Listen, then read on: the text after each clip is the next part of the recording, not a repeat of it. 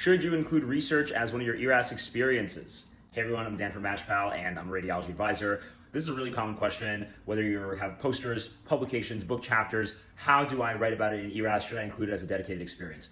You had a research lab that you were part of and you've kind of worked with them longitudinally, you worked on multiple papers, multiple projects. That is absolutely worth listing it as an experience. You need to put that in there. You need to demonstrate that you have longitudinal research experience. You understand how to work with teams. You've seen projects from inception to completion. I think it's a very valuable perspective to demonstrate to programs. On the contrary, if you kind of helped compose maybe one section of one poster with one random group and you didn't really have that level of involvement longitudinally, it may be better to just list that item as a research item in the publication section and not have a formal experience section entry for that project. One other questions that we get is it okay to use one project that you presented at one conference and maybe published in a journal? Is that two separate entries? I think so. I think you should be listing these experiences as kind of distinct publication under the publication section. They are in fact two separate entities. One is you presenting it at a conference or as a poster or as a presentation. The other one is you publishing in a journal. Those are technically two separate entries by ERAS criteria. So those are worth mentioning separately. It's not considered necessarily double dipping. Now, if you presented the exact same abstract at 4 conferences somehow, probably not a good idea to list all 4 of those because that could be seen as kind of like artificially inflating your numbers. You've got a research project that you have not yet published officially, but it's submitted.